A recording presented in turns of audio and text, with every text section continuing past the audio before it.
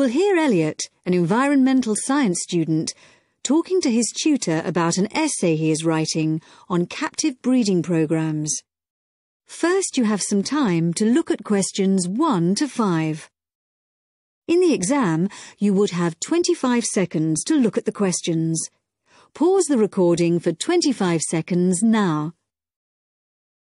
Now listen carefully and answer questions 1 to 5. Dr. Ran? Oh, come in, Elliot.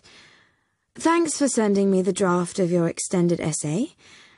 Now, you're writing about captive breeding of endangered species, aren't you? Yes. OK. Well, this isn't a bad first draft, but there are some issues I think we need to discuss. Yes. I wasn't sure if I'd done enough research before I started writing. I'd say you've got plenty here. Too much in places. You've got this very long introduction on factors threatening the survival of species now and in the future, for instance. It's interesting, but it doesn't address the main issue of this essay. Oh, I thought I needed to give supporting evidence for my ideas. Yes, but only for key ideas. You can't cover everything. You've got to focus on the area you've chosen, which is the breeding of endangered species in captivity. Now, you have lots of relevant material about that, but I think you need to look at the planning of your central section again. At present, it's all rather a jumble. Oh, you mean I need to write it all out again? Well, it's just a matter of moving the things round a bit.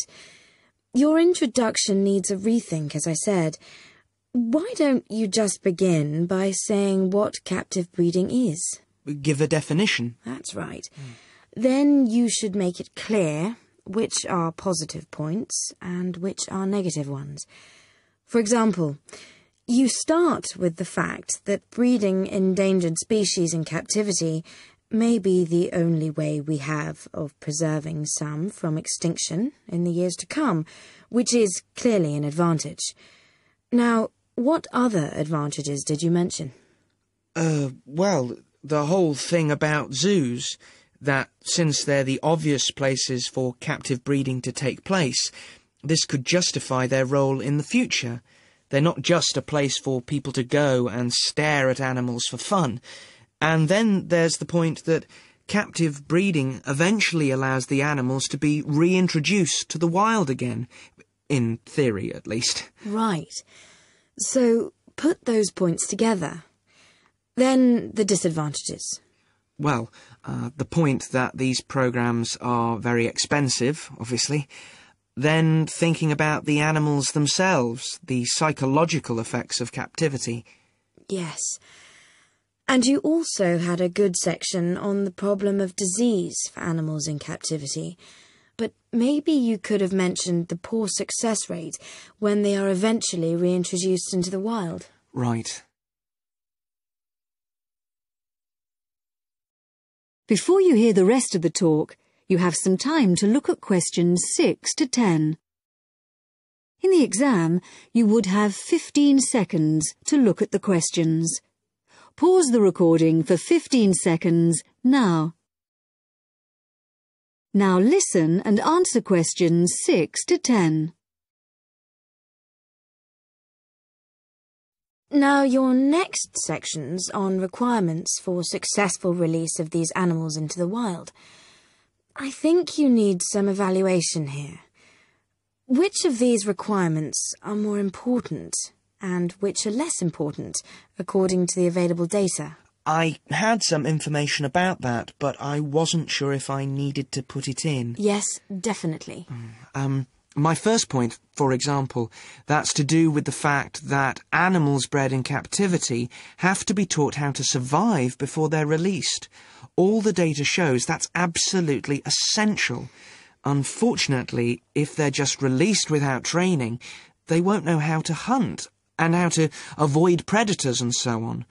Some articles suggest that it's necessary, actually, to provide food and shelter for the animals after they've been released, at least for the first few months. but the research suggests that this is less crucial to the successful reintegration of the animals. Right. You also mentioned the idea of providing employment for local people in the areas where the animals were being re-released, and education, so that they'll see the return of the animals into their habitats as a positive thing. Yes, that sounds important to me, but I couldn't actually find any statistics or information about it. And I'd have thought it was really important to screen the animals to be sure they were healthy before they were returned to the wild. But the figures show that actually it doesn't make much difference. That's surprising, yes. Did you get any data on the effects of acclimatization? Yes, it showed that if animals are kept on the site where they were to be released for a time in order to acclimatize, they have a far better survival rate than those released directly into the wild. Okay. Well, you've got some good information there. Have you thought at all about your final section? Well, I think I'll be looking at the whole question of habitat protection and whether in fact captive breeding is the answer, or whether we can protect endangered species within their natural habitat. That sounds fine. So, I think if you go away and make those changes, that sounds quite promising. Thank you.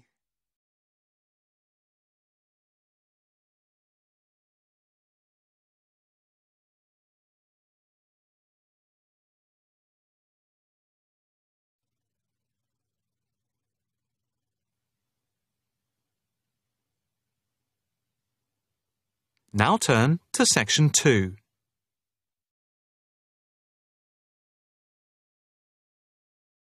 Section 2. You will hear a talk at an open day at an alternative health club. First, you have some time to look at questions 11 to 15.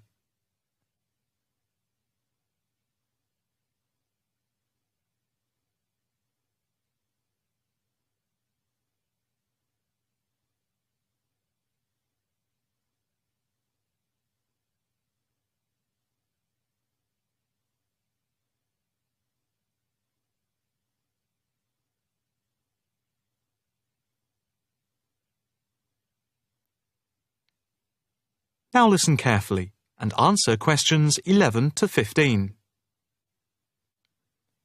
Good morning, and welcome to the open day of our new Alternative Health Club here at Chelsea Bridge. I have to say it is very pleasant to have so many people turn up. My name is Harry Wilkinson, and I work as one of the 9 permanent staff members employed here at the club. The main aim of the open day is to give you a quick tour of the building. But before we do that, I'd like to introduce you to a few people employed at the club. Not all of us are here at the same time. In case you need to contact any of us, our contact details are here on the notice board below the photographs.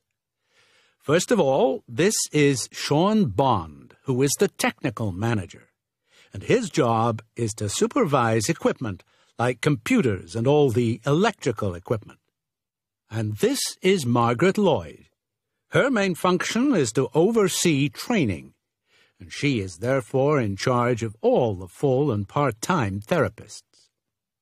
The next important person I need to introduce you to is James Todd. He is our liaison officer.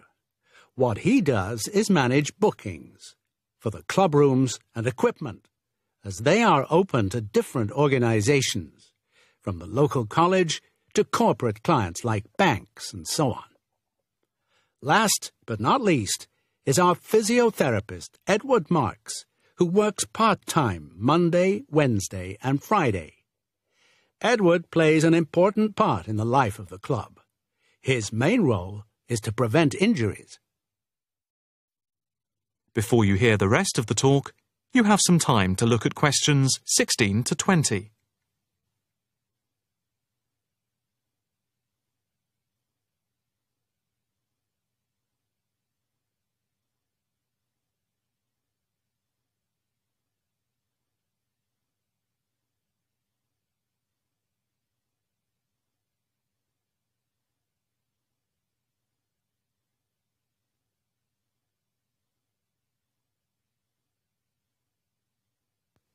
Now listen carefully and answer questions 16 to 20. Now for the various amenities. You'll see that the club has quite a large capacity and is arranged over 3 floors. There is a lift by the reception and the stairs.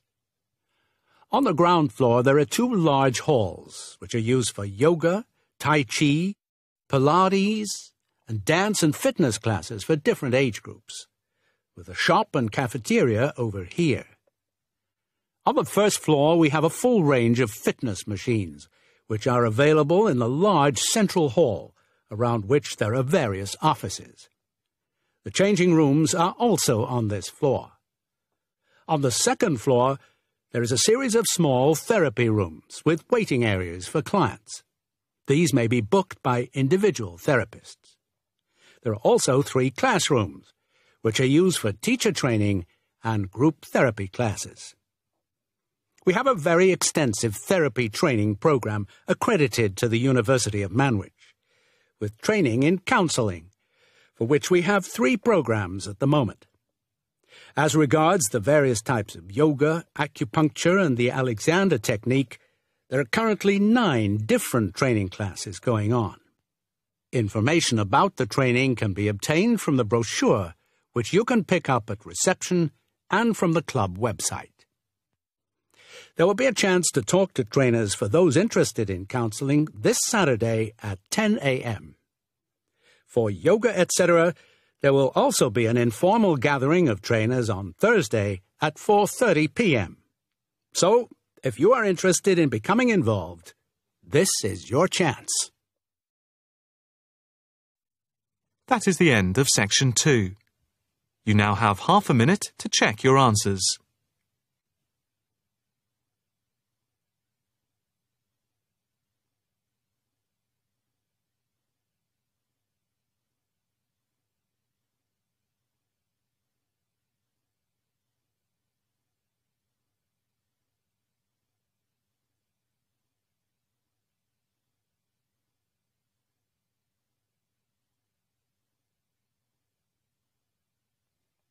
Now turn to section 4.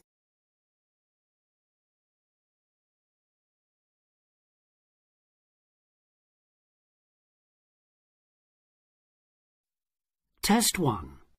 Listening. Section 3. You will hear a tutor and 2 students discussing the best ways to study. Listen carefully and answer questions 21 to 25. Well, how are you both settling in? Fine. Yes, no problems. So far, anyway. Good. Remember that as your personal tutor, I'm here to help you if you do have any difficulties. Now, as you know, lectures start on Monday, so I thought we'd look at a few ways of making the most of them, especially in terms of the notes you take. Let's begin by thinking about what you can do before you even go to the lecture. Any ideas? Make sure you're up to date with all the background reading, so you know plenty about the subject already. Yes, that's essential. The lecturer will assume you have that knowledge. Anything else, Carlos? Well, check what the topic's going to be. Of the lecture, that is. I'd go a bit further than that and consider what the content may be. Then you could ask yourself some questions that you want answering, and listen out for the relevant information during the lecture. Okay. Now that brings us to the lecture itself and the actual business of writing notes. But there's a lot to deal with there, so we'll come back to that later. What I'd like to do for the moment is continue with the process of note-taking and move on to the next stage. Any suggestions for what that might be? When the lecture is over, you mean? Yes, once you're able to sit down somewhere quiet with your notes. Read them? More than that, you need to make sure they'll still make sense to you weeks, months later. Edit them? Yes, that's what's needed. It's well worth spending a few minutes on it. Any missing words, anything difficult to read, things you didn't have time to jot down, now is the time to do so, while everything's still fresh in your mind. Right. And after that, when's the best time to revise them? When do you think, Carlos? I'd say just before the next lecture, in the same subject. Precisely. That's a vital time to look at them again, for obvious reasons. But it's definitely not the only time. When should you revise them again? A month later, maybe? Sooner, and much more often than that. I'd recommend you look at them again once a week. That's why it's so important they're complete and easy to follow.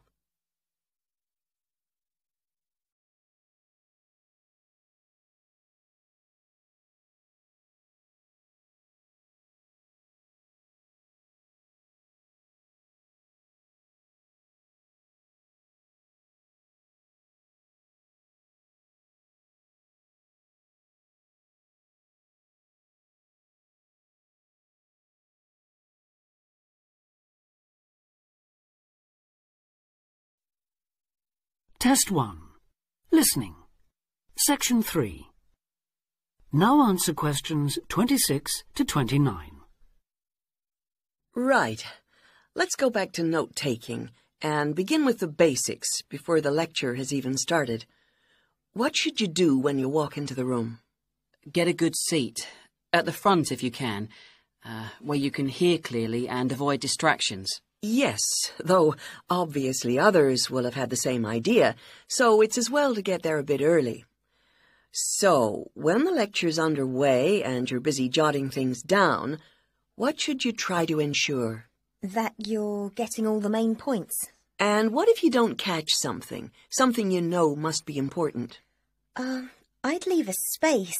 Then I could check it later, perhaps by asking a question at the end and fill it in afterwards. That's an excellent way to deal with it, yes. And there's something else I'd like to mention here. Talking about going through notes afterwards, it's absolutely vital that what you write is legible for one very good reason. It saves time. You'll waste many hours during the course if your revision is held up because you can't read what you've written. Okay, what else can we do to make listening and note-taking more efficient? Well, I always listen out for signpost words. Sorry, what are they? They're the ones lecturers use to say where they're going. A bit like a signpost at a road junction, I suppose. Things like, the first reason is, however, to sum up, and so on. Yes, they can tell you when something important is coming, and help you organize your notes, too. Test 1. Listening. Section 3. Now answer question 30. Is there anything else you can add, Carlos? There's something I think's very useful, but it's later, after the lecture is finished. Yeah, that's fine. Go on. Well, what I do is go through what I've written down, summing up the main points in a few words in the margin, on the left-hand side of the page. I try to use words that'll jog my memory, so that I can remember what everything's about when I look at them again. Yes, that can work very well. What some people do to review their notes is cover up their full notes from the lecture, maybe with a piece of paper or a card, and concentrate just on what they've put in the margin, trying to recall the details. Then they move the cover down a little and check whether they were right. Or you could put your main points on another piece of paper and clip them together. Instead of covering and uncovering, you just hold a page in each hand. Sure. It's down to personal preference, really. Everyone has their own learning style. That is the end of section 3.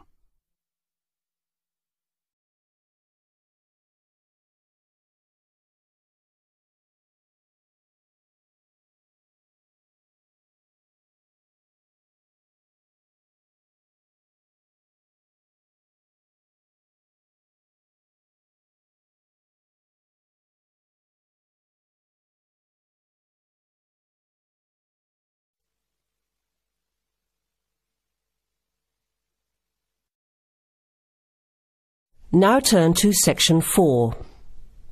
Section 4. You will hear a talk given by a lecturer to a group of civil engineering students on the reed bed system for sewage treatment. Before you hear the talk, you have some time to look at questions 31 to 34.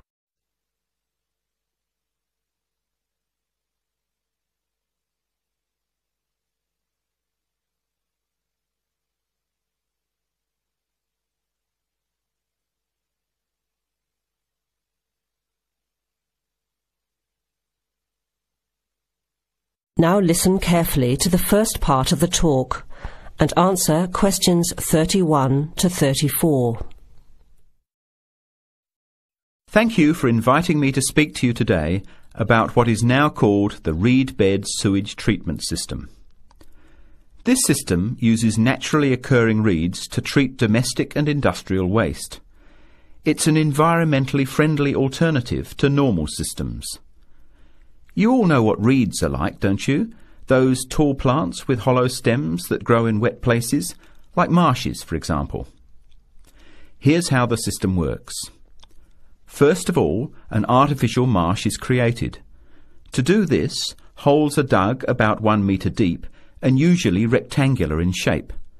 They are then lined with clay or plastic, and the liner is covered with gravel. After that, a system of tubing is laid, with holes in it, and more gravel is added to cover that. Finally, reeds are planted in the bed. The sewage is brought to settling tanks. From there, it is distributed to the roots of the reeds through the tubing. Note that the waste material enters the beds underground and remains underground. The reeds conduct oxygen very efficiently through their stems to the roots system. Here, bacteria work to reduce the waste material to basic elements. What comes out of the artificial marsh is water that has been cleaned through a natural process. The purified water leaves the reed bed through a simple outflow pipe. The water that comes out has to be tested. Sometimes it's held in a pond until it evaporates or soaks into the ground. Sometimes, after testing, the water is discharged directly into streams and rivers. Before the talk continues, with questions from the students, you have some time to look at questions 35 to 40.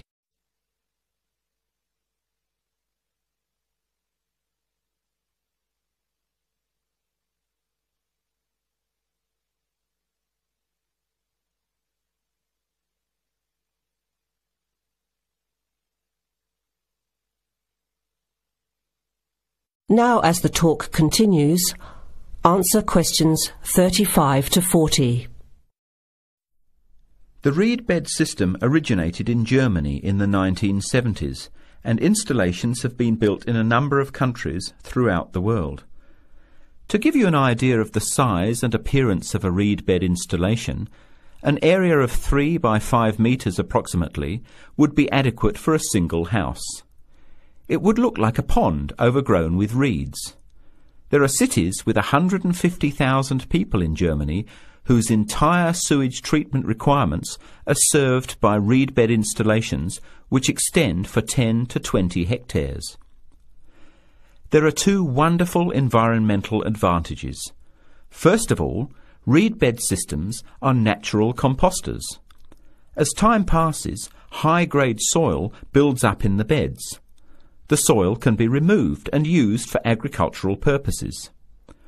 Soil produced from waste containing heavy metals would of course have to be tested and the toxic material removed by chemical processes.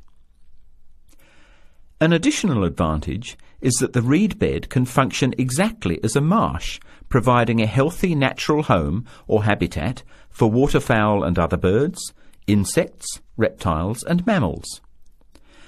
But there are practical advantages to a reed bed system over existing sewage treatment plants as well. At all levels, the cost is lower than for normal systems. Labour costs are a fraction of the costs of a conventional system. Typically, a large-scale reed bed installation will cost 10% less than a mechanical system. They require little maintenance, and unlike mechanical systems, the efficiency of reed beds increases over time. But before we go any further, you must have some questions. Maybe this sounds too good to be true. That's exactly what I wanted to ask. If these systems have so many benefits, why aren't they more popular? Why don't we see them everywhere? As I said, the technology is now almost 40 years old. Demonstration projects of all types have been built and monitored and are slowly convincing regulators of the advantages of the system. But you have to understand that regulating authorities are by nature conservative and resist change. Typically, there's a lot of opposition to these systems by manufacturers and by everyone involved in maintaining the conventional systems. Reed bed systems require fewer staff to operate, so there would be a decline in the workforce. Therefore, unions would resist the change as well. What happens to reed beds in winter? Does the efficiency decrease? The above-ground part of the plants die back in cold weather, but the roots remain alive and active, and the system continues to work just as effectively in winter. As soon as the weather warms up, new reeds appear and grow quickly. Is there a problem with mosquitoes in these ponds? Well, they're not exactly ponds with standing water. The beds look more like a field covered with long grass. The soil is moist, but not like a swamp, so there would be no more mosquitoes than in any other field. Remember, the effluent enters the beds underground and remains underground. OK, let's get into some of the technical details now, and I'll answer questions as they come up. That is the end of section 4. You will now have half a minute to check your answers.